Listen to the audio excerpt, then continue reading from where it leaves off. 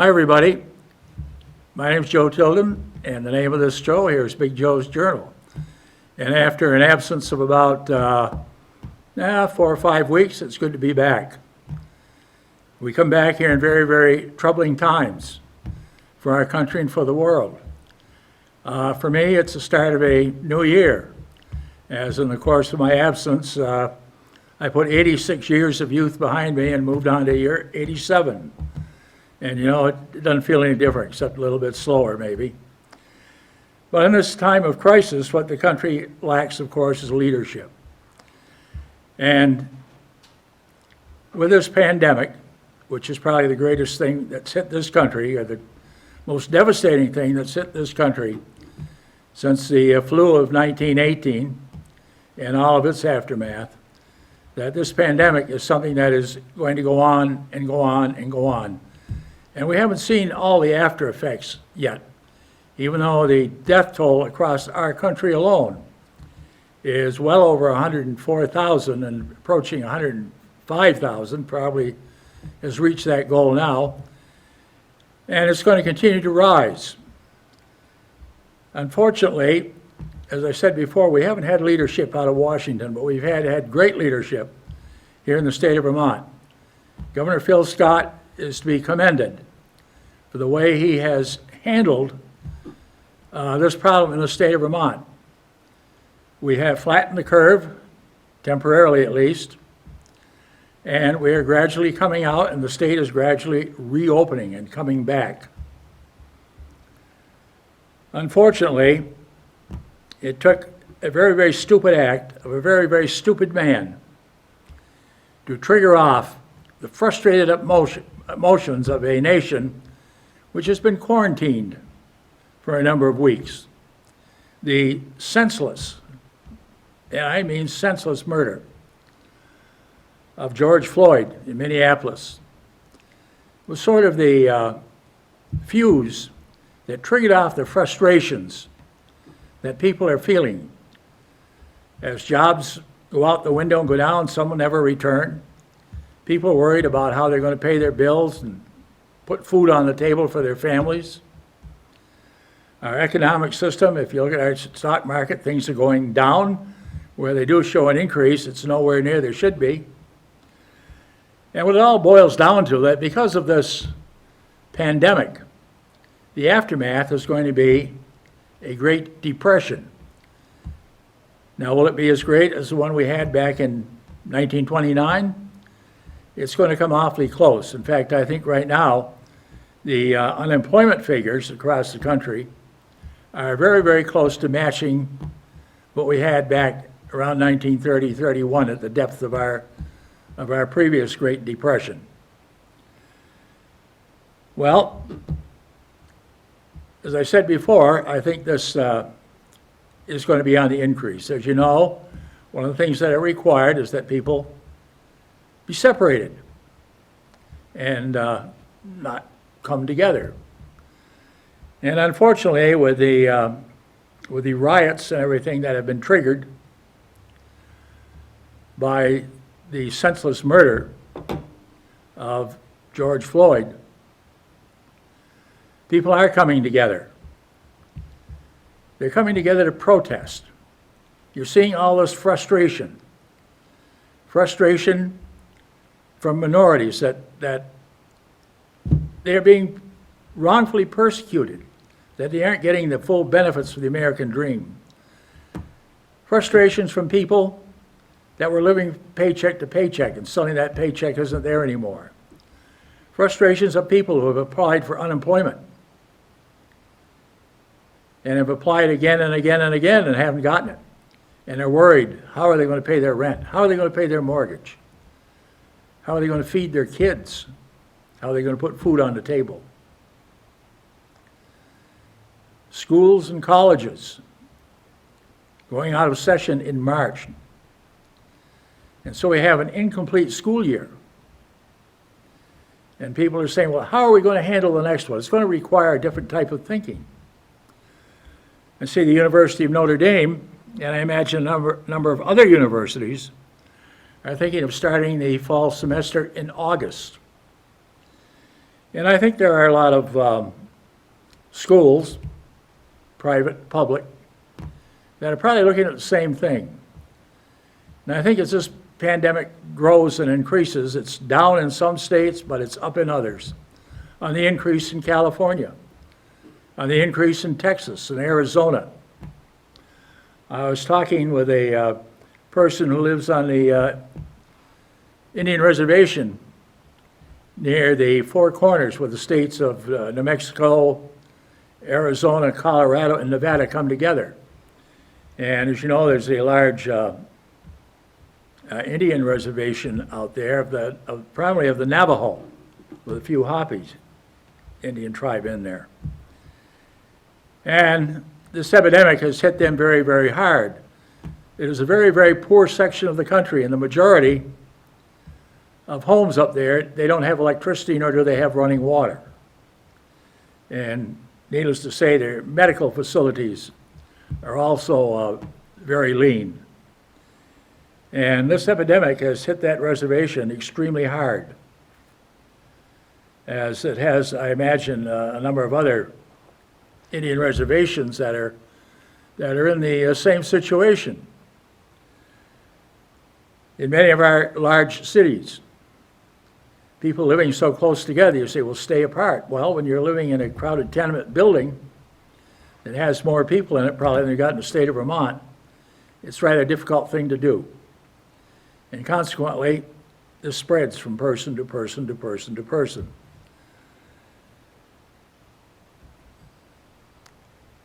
Frustration. People wondering, what does the future hold? Nobody knows. There's no vaccine that we know of that has that magic fix where somebody can get injection and maybe be immune to it, like, say, a flu shot or something like that. That is non-existent right at the present time. They're working on it. The fibber-in-chief has been urging that we speed it up, speed it up. He doesn't seem to understand that it takes time. It takes time to develop a vaccine that is successful. The economic situation, of course, businesses shut down. And it's going to get even worse with these numerous riots that are going on. Now, we can understand the frustration of people. We have it ourselves with the way the situation is going. But to riot for the purpose of destroying other people's property, of destroying businesses that are going to be needed as the country attempts to make a recovery. Many of the people demonstrating out of frustration, but also another number are participating in the demonstration simply for the purpose of vandalism. You see these things on TV where buildings have been broken into, and people are going in and looting, taking property that's not theirs. I remember the videotape, one woman going in a store, I think it was a clothing store or something like that, and coming out with her arms full. She couldn't carry anymore. But she's on the run. And going to take it home and stolen property. And buildings that are being burned in the city. Well, folks, somewhere along the line, all this is going to come to an end. And we're going to have to rebuild. And how do you rebuild? Well, I think we're going to have to go back to the 1930s and learn some lessons from the late Franklin Delano Roosevelt. Somewhere or another, the government is going to have to be the employer of last resort. And there are going to have to be massive public works projects taking place.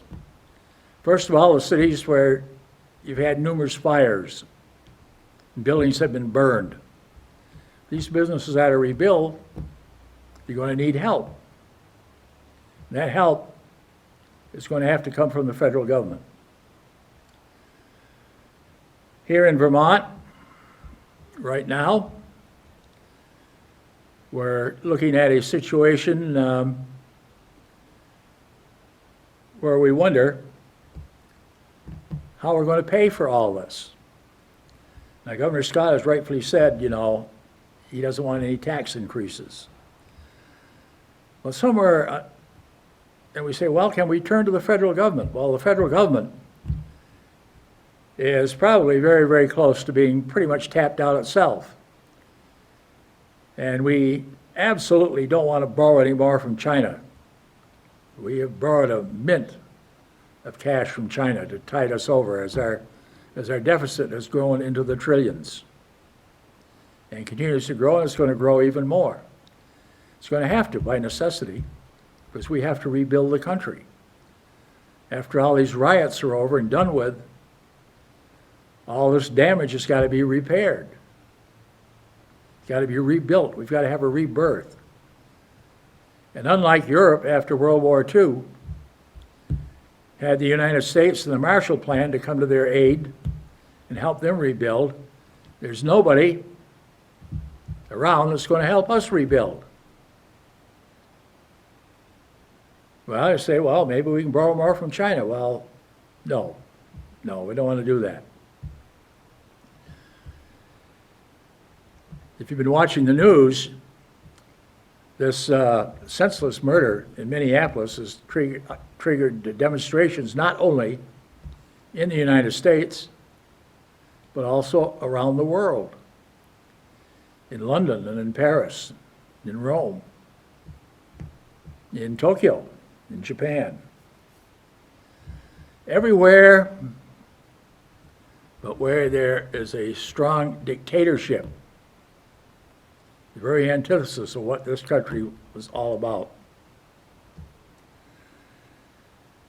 Frustration with a disease that we can't control,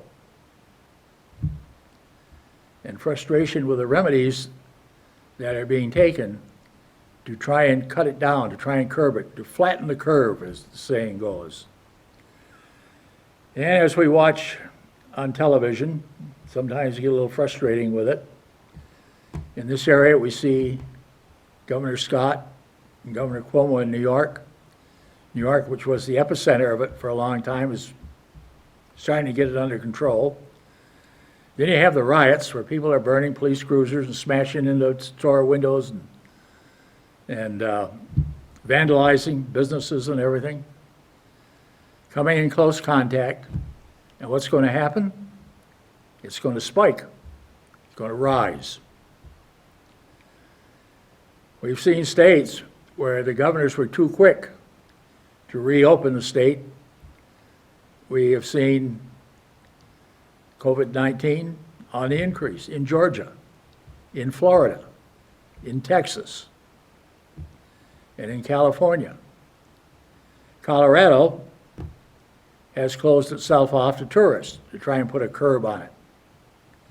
Many of our national parks are being closed. And people are going into these parks trying to get away from other people, and what happens? With everybody going in, they're still all crowded in there together. So it's a situation where the leadership has not come out of Washington. Granted, the two doctors that have been advising the president, but I think he's deaf. I don't think he can hear him. Or his brain is so fogged over he can't understand them. Have been handing out guidelines. The governors of the various states have been the ones that have come to the forefront. A number of followers of the current administration in Washington have caused disruption in some states where you have Democratic governors, primarily Michigan. You know, the riots in Michigan, people didn't want to be quarantined anymore. They didn't want any more stay-at-home bit. And they were out demonstrating. Some of them came with weapons. Well, this sort of turned on the federal government last night, or was it the night before, I believe, when there were demonstrations outside the White House. People have finally come to realize that in 2016, this country made one hell of a big mistake. And now we're paying the price. Now, I'm not saying that Fibber-in-Chief brought the virus to this country, but he didn't show any leadership in trying to get it under control. He fired the people that knew what they were doing and could have had it under control and could have kept it down so it wouldn't have become the huge disaster that it has become. But what does he do? He fires them. And he brings in a bunch of bootlickers. Some of the people that are in Washington and are calling the shots right now shouldn't be calling the shots for an outhouse. For example, the vice president. You know, I used to have respect for Mike Pence when he was a congressman and he was the governor of Indiana. And then for some reason, I was really surprised when he agreed to be Trump's running mate in 2016. I said, I think he's making a mistake.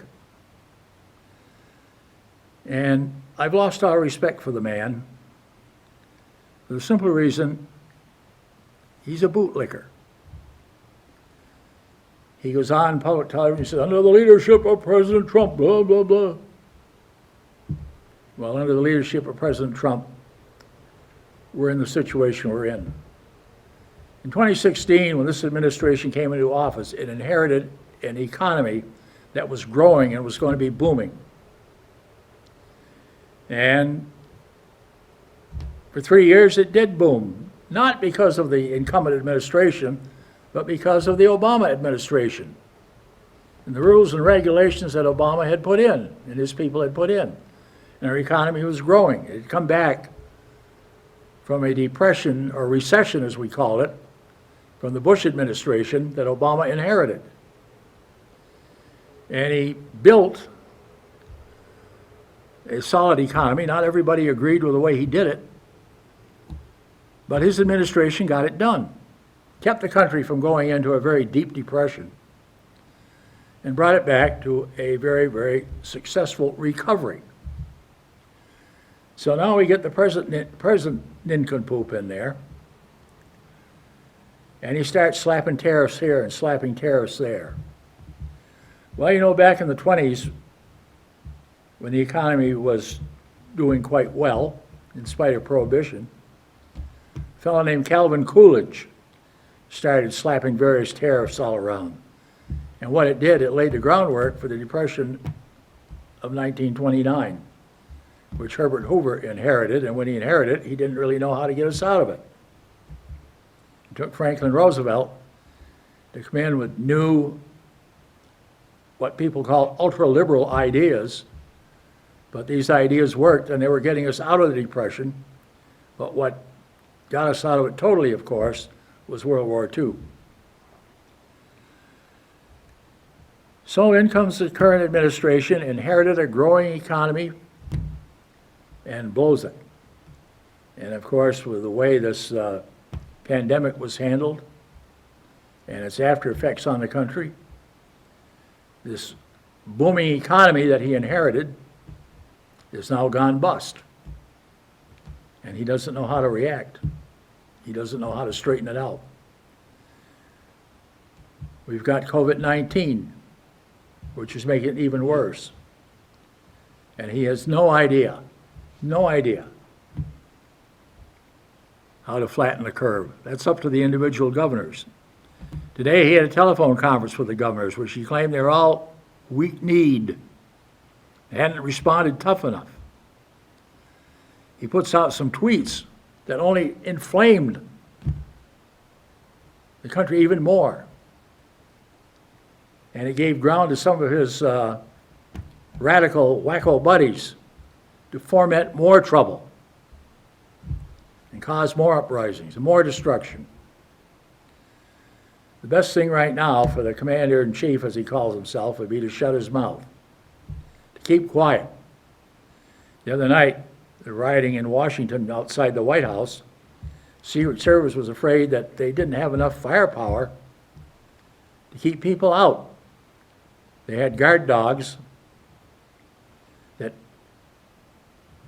Fibber-in-Chief alluded to in one of his tweets, They come over the fence, we've got firepower, we've got guard dogs ready to chew them up.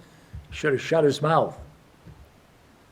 He and his family were put into what is a very, very secure zone of the executive mansion, in case people did break in and get into the White House. Fortunately, they did not. The demonstration, it was loud, but it was not destructive around the White House. Among the people participating in the demonstration, and they weren't just people off the street, were a number of members of the government itself. And one of the demonstrators, and a very prominent demonstrator, was a junior senator from California, Kamala Harris. She's still my choice for Joe Biden's running mate, because I think she's got the drive and, well, I don't know what to call it, but I think she is powerful enough and strong enough and has enough of that leadership spirit that she would make a great running mate for Biden. She would assure him of re-election, which I think he's got in the bag anyway. I think the people have come to realize that a change is needed desperately. And I think Biden, being the age he is, will probably only be a one-term president. And I think she would be a fantastic first female president of the United States. She spent 13 years as the Attorney General in California. So she has had plenty of experience in law enforcement, in government. She was very outspoken in the Kavanaugh inquest when he came up for his, to be confirmed by the Senate. And I think she's the ideal choice. Since Joe is going to have a female running mate, I think she's the one. There are a lot of other good candidates, but we've got to pull the country together. Biden has got to be a unifier, and I think he is, and I think he will be. But there are also some other people in government we've got to get rid of. Mitch McConnell. If there ever was a horse's ass heading up the United States Senate, it's Mitch McConnell. Under his leadership as majority leader, the Senate has not lived up to its constitutional responsibilities. Now, whether he's afraid of the guy in the White House or whatever, I know one thing he's worried about. His wife, of course, is the Secretary of Transportation. And she's had a little situation where she's kind of dipped her hand into the pot, spent some taxpayer money on personal things that she shouldn't have. One of the things, of course, the present administration is doing is firing all these inspector generals in the various departments. The last one to go was the guy in the State Department, because he was investigating the Secretary of State, Mike Pompeo, who's a pompous ass to begin with. And he wanted him fired, and Trump, he said, oh, okay, buddy, you want to stay undercover? You want to keep your illegal doings from reaching public knowledge? Okay, we'll get rid of the guy. And he did. But again, it's a sad situation. You know, the world looks to the United States for example and for leadership. And this has come out very strongly in this in these series of riots that are taking place over the Floyd incident all around the world. And they're looking at the United States and they're saying, here's the greatest democracy on earth.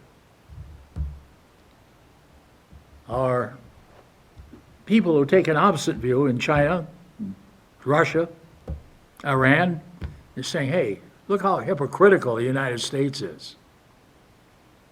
Look at how hypocritical they are. Well, this is something we can get under control. And this is something we will get under control. And it's going to start, it has started already, I believe, with our various political processes. And I think it's really going to come to completion on January 20th, 2021, when a new administration takes over Washington. And we have new leadership, and we start to unify the country. Bring us back together again. Cut into this racial bigotry that's going on. You know, we have all these flags that say Black Lives Matter, and they do matter, but so do white, and so do brown, and so do our Oriental peoples. All lives matter, regardless of where you come from, or where you were born, or what you are, or what you profess. Every single life matters. Because we are all, whether we like it or not, or whether we believe it or not, we're all the children of God. We're all one big family.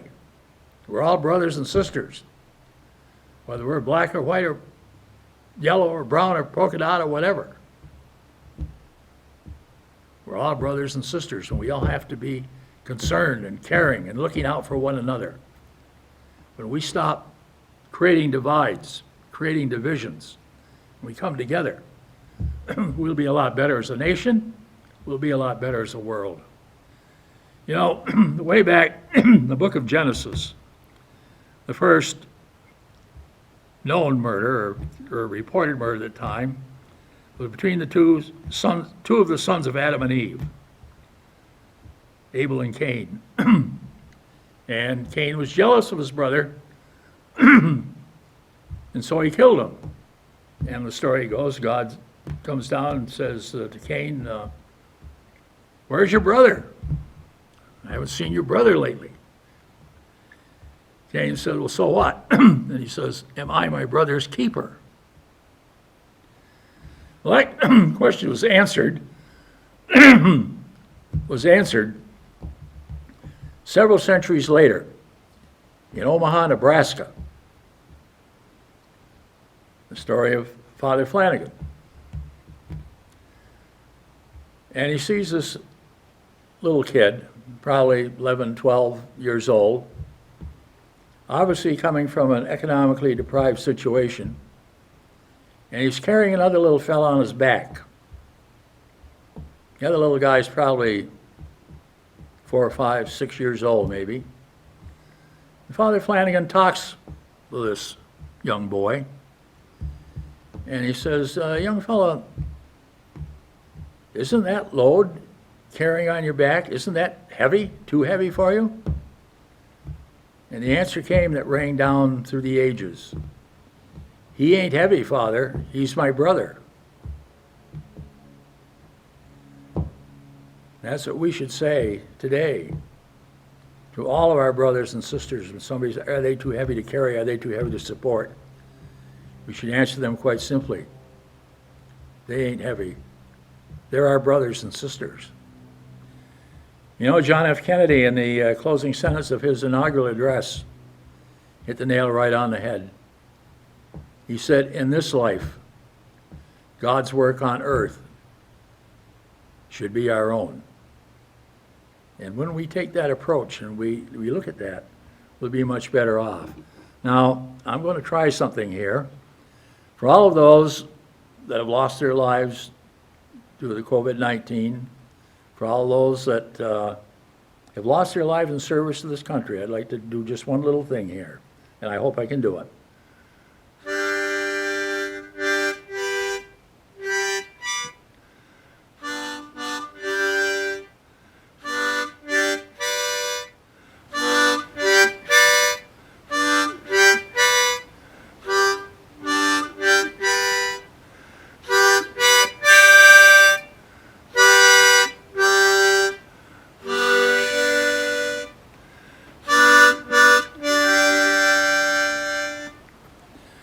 For all those who have given their lives, may they be at peace, and may they be in the presence of an all-loving and all-embracing God.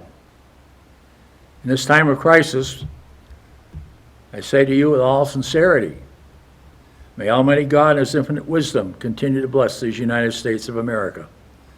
God love you. It's great to be back, and we'll see you all next week.